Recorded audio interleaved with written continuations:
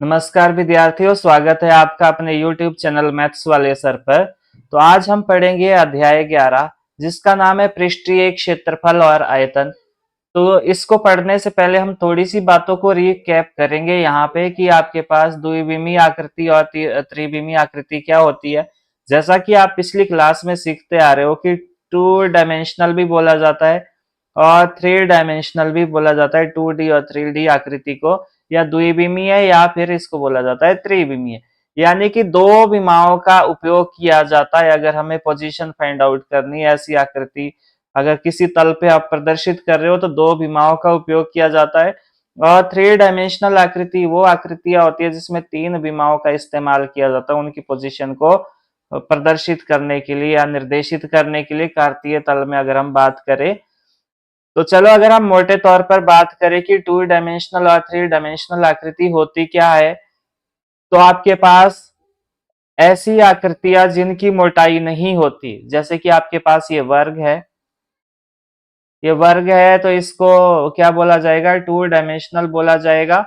और ये आयत है आपके पास, तो आयत भी क्या है आपके पास? आयत भी 2 डायमेंशनल आकृति आपके पास। और मान लो ये मैंने एक त्रिभुज बनाया, कोई सा भी त्रिभुज बनाया, तो ये त्रिभुज भी क्या है आपके पास? ये भी आपके पास 2 डायमेंशनल आकृति में शामिल होगा। फिर मैं एक समांतर चतुर्भुज बना लेता हूं। मान लो ये आपके पास एक समांतर चतुर्भुज है, तो ये आपके पास ये भी क्या है?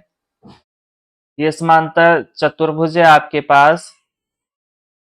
ये समांतर चतुर्भुज है, तो ये भी आपके पास 2 डायमेंशनल आकृति है आपके पास।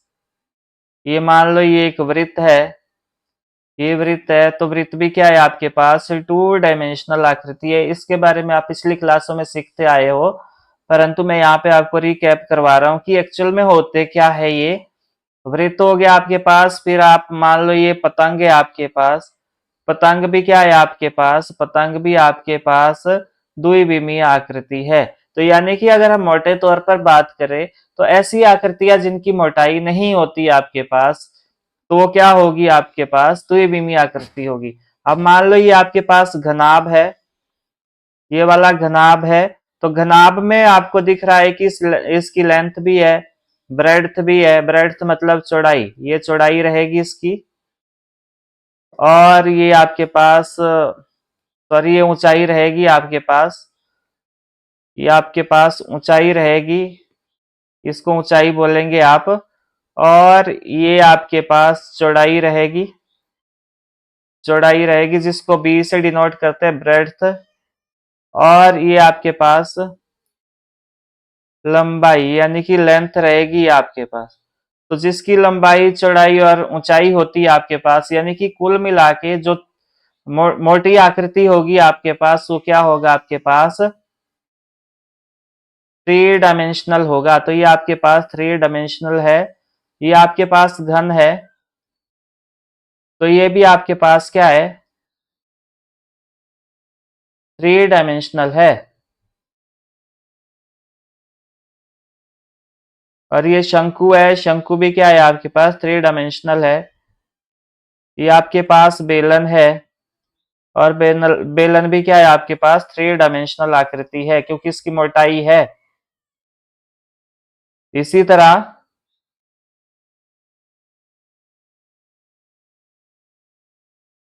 इसी तरह ये आपके पास क्या है?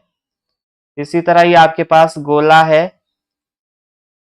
गोला भी क्या है आपके पास? ये भी आपके पास 3 डायमेंशनल आकृति है।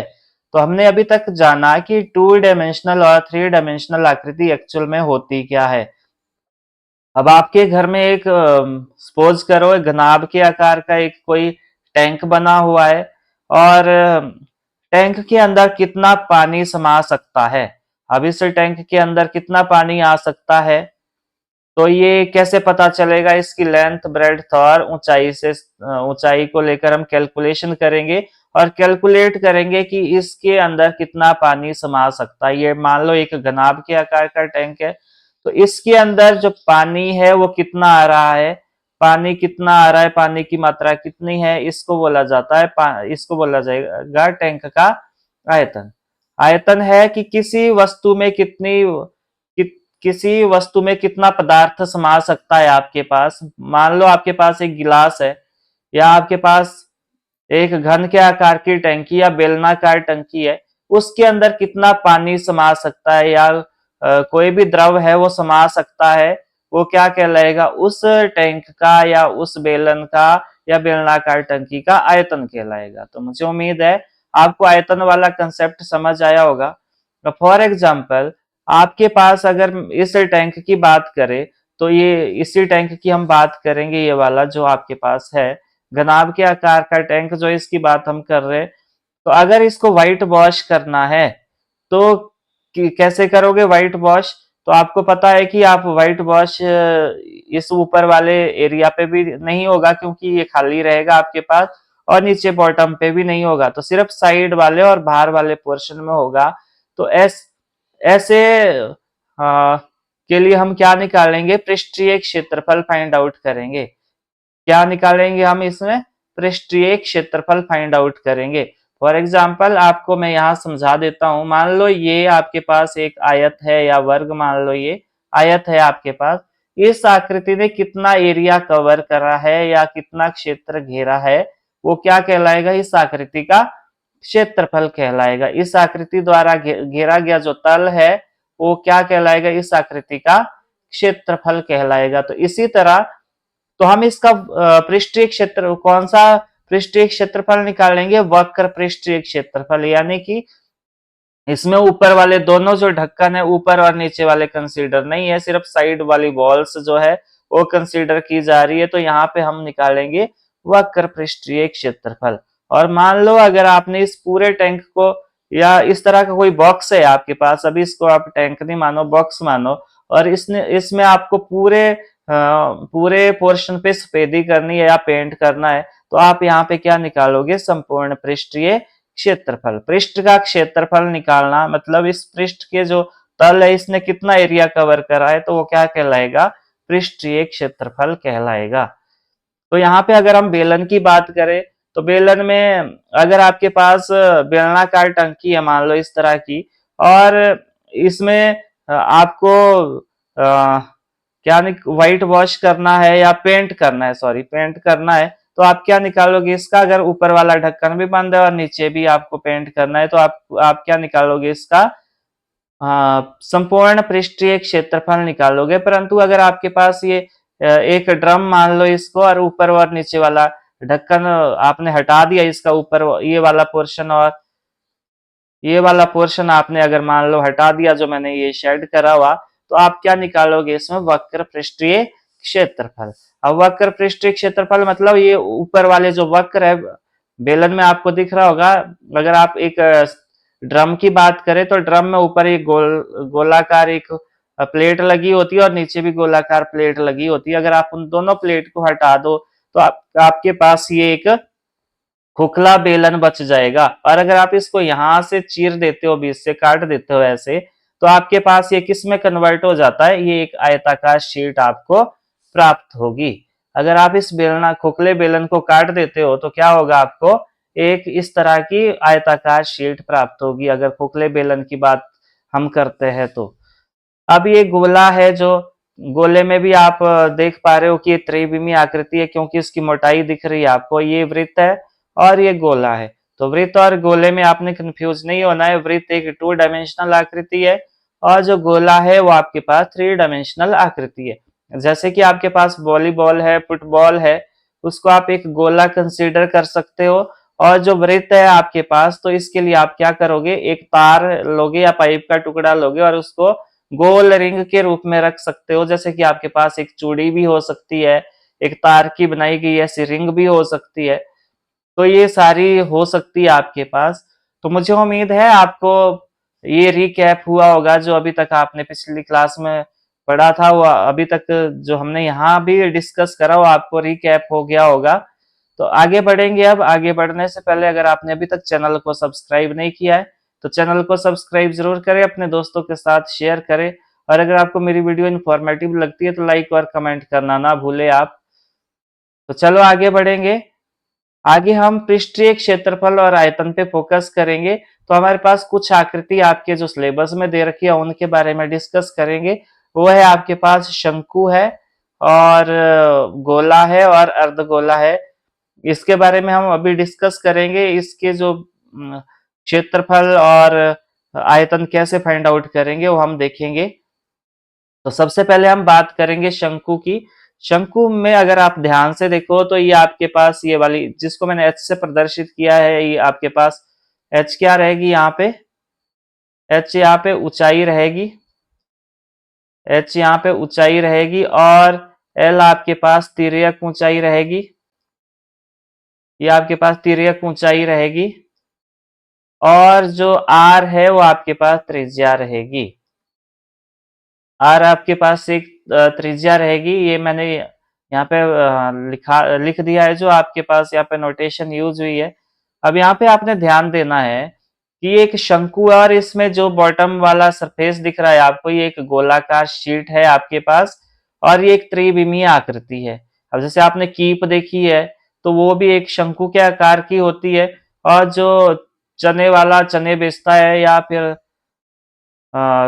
चार्ट वाला बेचता है तो वो क्या करता है, वो इस तरह के फनल का उपयोग करता है कागज से बना के। तो अभी आपके पास शंकु रहेगा और शंकु के जो वक्र पृष्ठीय क्षेत्रफल और संपूर्ण पृष्ठीय क्षेत्रफल कैसे निकालेंगे और शंकु का आयतन कैसे निकालेंगे, हम उसके बारे में बात करेंगे।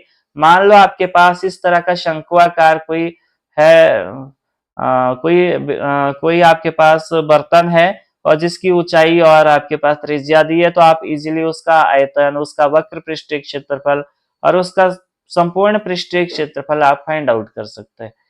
तो अगर हम बात करेंगे शंकु का आयतन, शंकु का आयतन कि शंकु का आयतन क्या होता है, आयतन का मतलब क्या हुआ, आयतन माने तो कि इस कीप के अंदर कितना द्रव समाहित हो सकता है या कितना द्रव इसके अंदर आ सकता है, समा सकता है, तो क्या कहलाएगा, उसका आयतन कहलाएगा। तो ये शंकु का आयतन का जो फॉर्मूला होता है वो होता है आपके पास 1/3 पाई आर स्क्वेयर एच, जहां पे आर त्रिज्या और एच आपके पास ऊंचाई है और जो पाई का मान होता है आपके पास वो 22/7 होता है। जनरली आपने 22/7 जो है वो कंसीडर करना है इसका।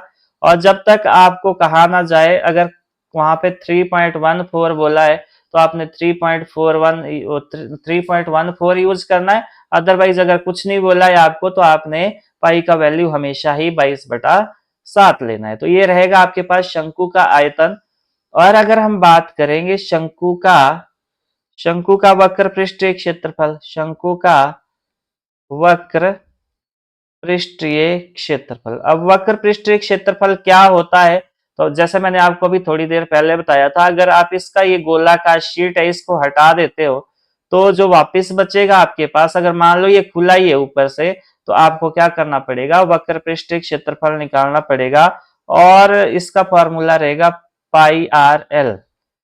अब पाई आर एल आपको पता है, पाई का वैल्यू 22/7, आर का वैल्यू त्रिज्या और एल आपके पास तिर्यक ऊंचाई है। अब ये तिर्यक ऊंचाई कैसे फाइंड आउट करोगे, अगर आपको एच भी दे रखा है और आर भी दे रखा है, तो एल स्क्वायर का फॉर्मूला क्या होता है, R square plus H square, इस तरह निकलेगा। और अगर आपने एल निकालना है तो ये स्क्वायर हटेगा यहाँ से और इसका बन जाएगा वर्गमूल R square plus H square. तो ये फॉर्मूला है आपके पास तिर्यक ऊंचाई निकालने का। तो आप इस साथ में कॉपी पेन रखिए और इसके नोट्स बनाते रहे। अब आपके पास है शंकु का संपूर्ण पृष्ठीय क्षेत्रफल, शंकु का संपूर्ण पृष्ठीय क्षेत्रफल। अब शंकु का संपूर्ण पृष्ठीय क्षेत्रफल कैसे निकालोगे, तो इसके लिए एक फॉर्मूला है pi r l plus r, pi r l plus r रहेगा, ये फॉर्मूला है इसका, pi r l plus r. और यहाँ पे आपको सब कुछ पता है कि एल क्या है, तिर्यक ऊंचाई है, आर क्या है, आपके पास त्रिज्या है और पाई की वैल्यू आपको ऑलरेडी मैंने यहाँ मेंशन कर दी है कि पाई का वैल्यू कितना होता है आपके पास, ये होगा 22/7 या 3.14। तो मुझे उम्मीद है आपको शंकु के बारे में पता चला होगा। तो ये मेन 3 फॉर्मूलाज है जो आपने याद करना है, एमसीक्यू में आपसे एग्जाम में पूछे जाता है। तो इसको आपने बार बार रिवाइज जरूर करना है। तो चलो अब थोड़ा सा आगे मूव करेंगे। आगे है आपके पास बेलन। अब ये बेलन जो है इसके बारे में हम बात करेंगे। इसको सिलेंडर भी बोला जाता है।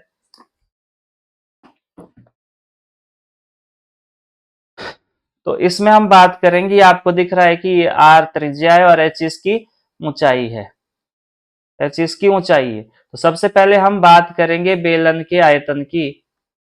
बेलन का आयतन।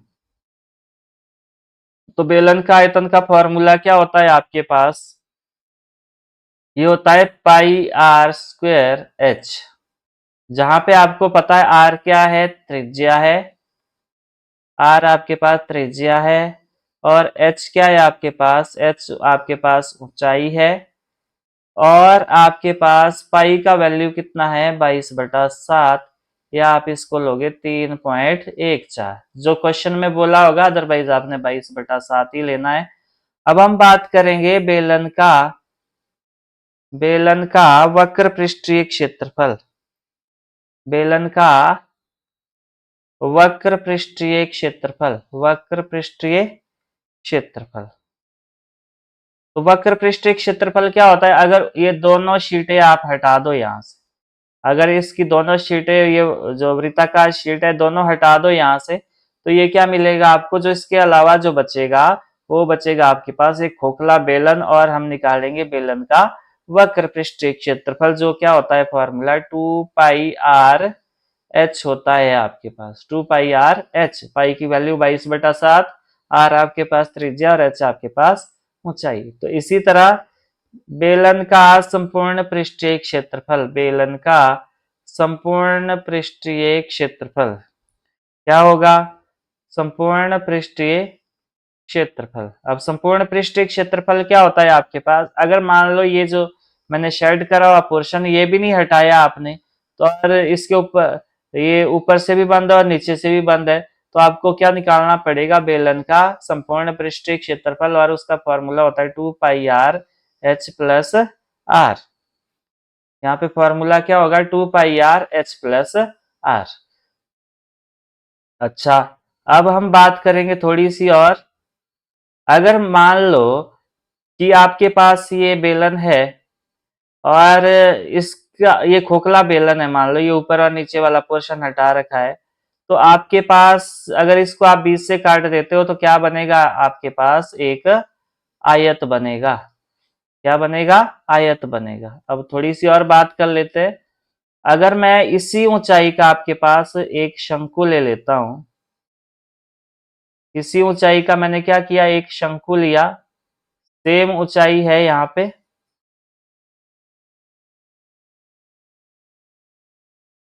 यहाँ पे सेम ऊंचाई का मैंने शंकु ले लिया।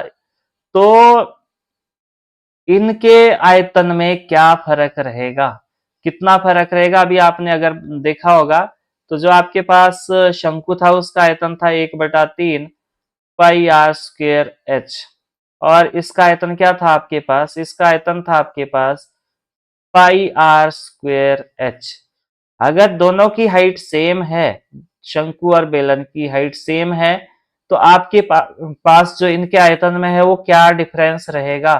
तो यानी कि इसका मतलब है जो बेलन का आयतन रहेगा और शंकु का आयतन रहेगा, उसमें क्या अंतर रहेगा? तो शंकु का आयतन 1/3 टाइम होगा किसके आयतन के?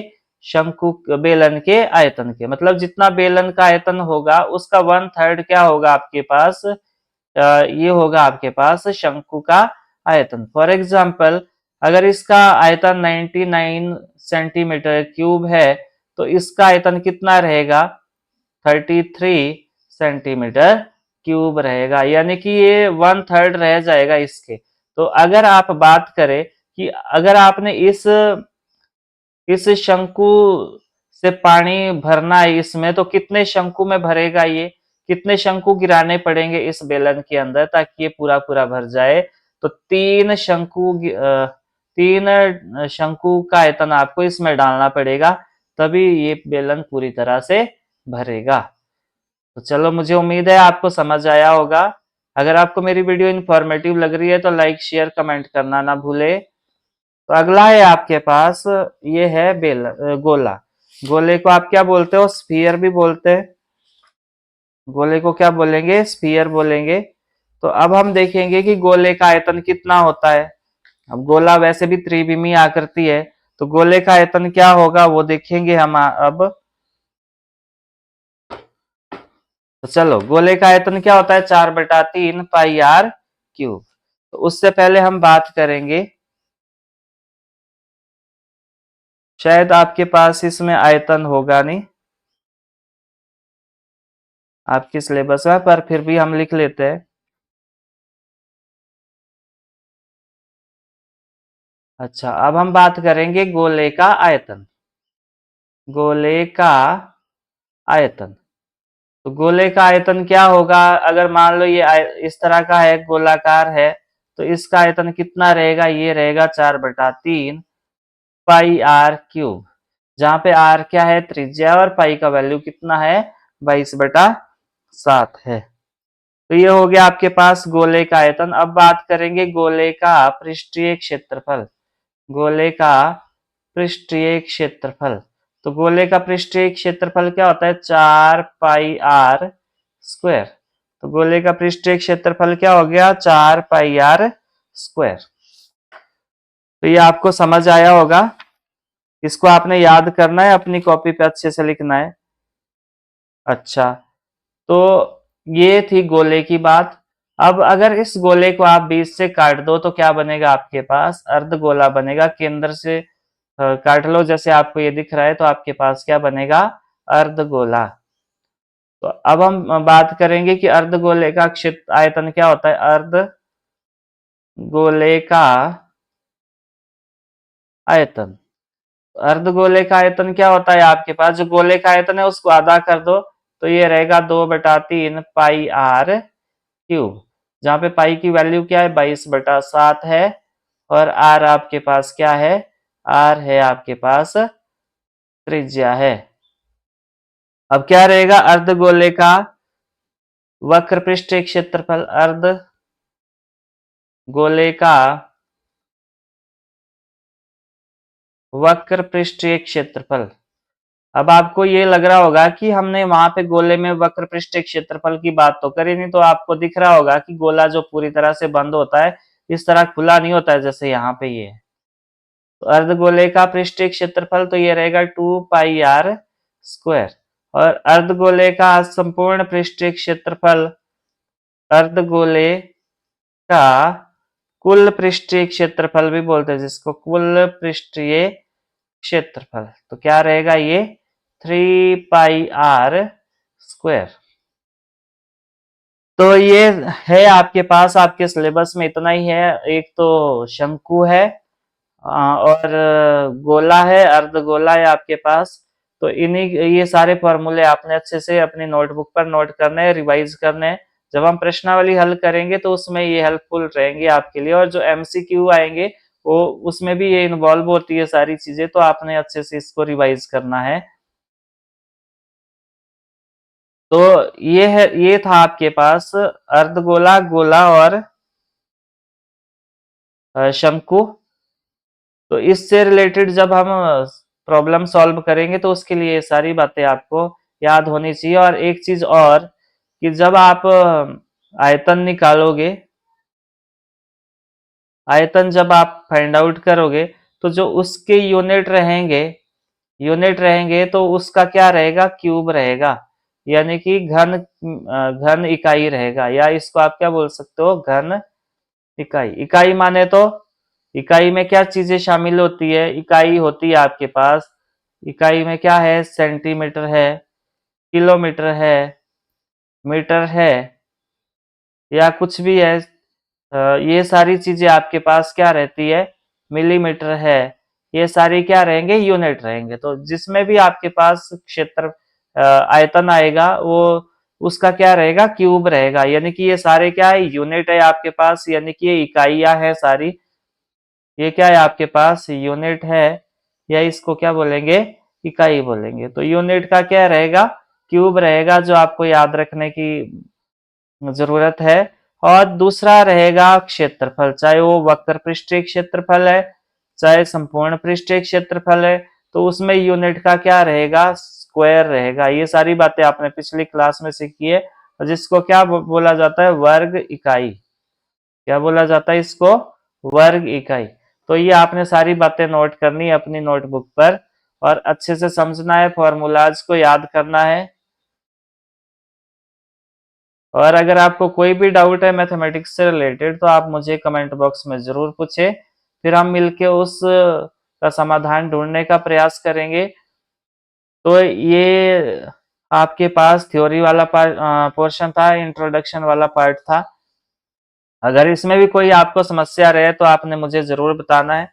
बार बार अभ्यास करना है, रफ कॉपी साथ में रखनी है, उसके बाद आपने नोट्स बनाने हैं और अच्छे से तैयार करने हैं। एमसीक्यू आपके पास जो बीच बीच में ये थ्योरी वाले पोर्शन में आपको लग रहा है कि एमसीक्यू में पूछे जाएंगे, वैसे तो मैं एक अलग से डेडिकेटेड वीडियो ले आऊंगा एमसीक्यू के लिए, हर एक चैप्टर वाइज। परंतु अभी आपने क्या करना है कि जब तक वो वीडियो नहीं आता है तब तक आपने एमसीक्यू को नोट करते रहना है कि ये एग्जाम में पूछे जाते हैं। तो आई होप कि आपको समझ आया होगा। Thanks for watching and keep learning.